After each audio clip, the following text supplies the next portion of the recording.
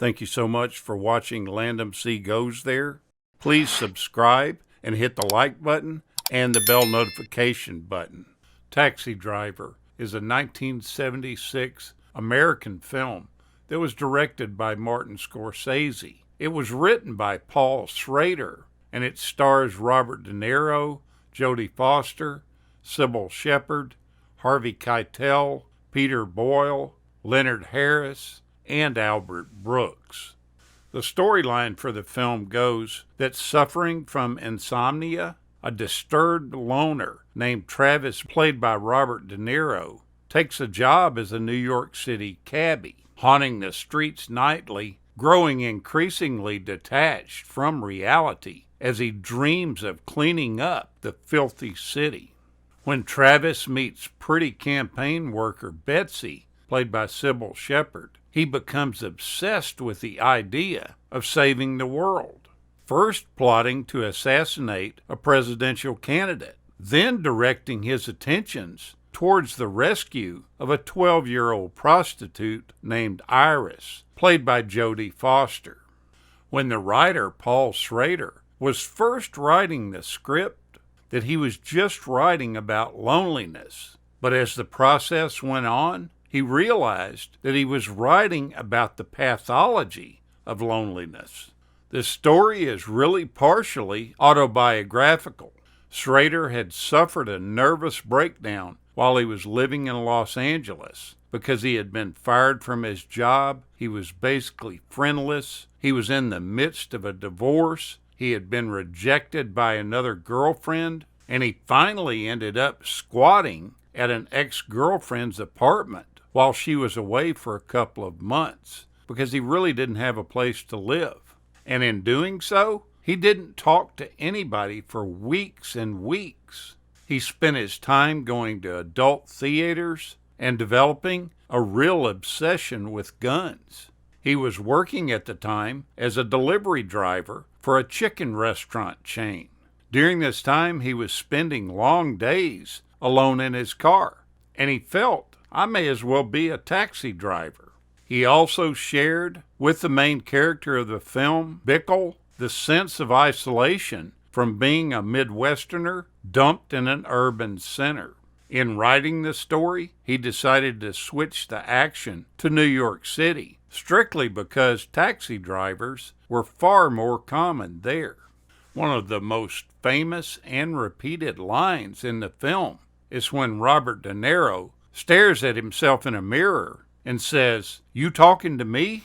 De Niro improvised the whole paranoid monologue that he did in this scene. It's considered to be the best thing in the movie, and it wasn't even written in the script. De Niro says that he got the line from singer Bruce Springsteen, who he had gone to see perform just a few days earlier. When audiences at the concert started calling his name, the boss did a bit where he turned and said, "You talking to me?" This immediately stuck in De Niro's mind when he started shooting this scene. De Niro, being the method actor that he is, worked 15-hour days for an entire month driving cabs as preparation for this role.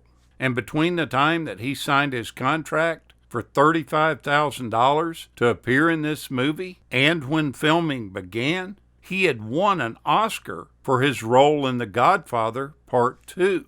And his Hollywood profile had soared. The producers were really worried that he would ask for an actual deserved larger pay. Columbia Pictures were very concerned about the entire project to start with, and they were just looking for an excuse to pull the plug on it. But De Niro said he would honor his original deal so that the film could get made.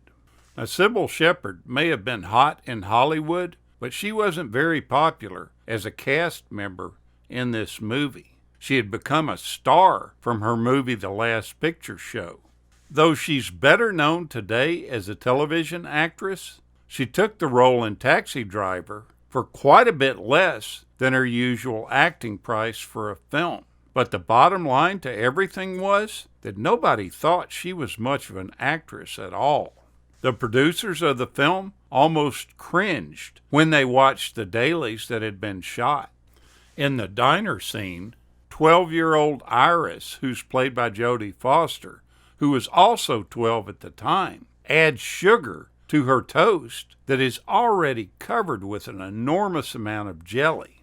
Some of the viewers interpret this character trait as Iris still being a kid at heart. However, that really wasn't the intention of it. The other hooker that walks the streets with Iris was actually a prostitute, whom Jodie Foster shadowed to learn her role for the film. That role was played by Garth Avery, who was also a heroin addict, and one thing that she would do to kind of quell her addiction was to add extra sugar to all her meals. Jodie Foster, being the very young and observant person that she is, incorporated this character trait into that scene.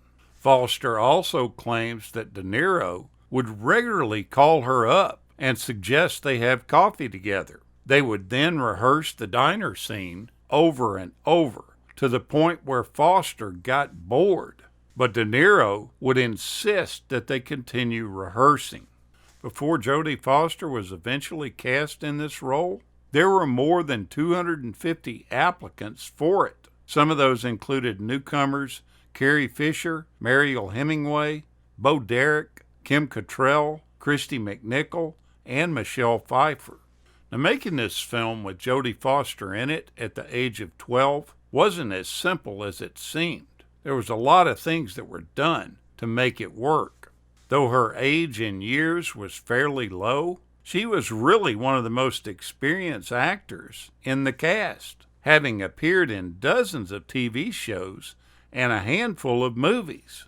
Nonetheless, with the material as rough as Taxi Driver is, her youth outweighed her experience, and the producers had her meet with a psychologist to make sure that she was mature enough to handle everything that she would be involved in. This welfare worker supervised her scenes, and in some of the more explicit scenes, her sister, Connie, who looks an awful lot like her and was 19 at the time of filming, stands in as her body double in the more sexy or violent shots. They sheltered her a lot during the filming, and they would make sure that she wasn't on the set when De Niro would say offensive words.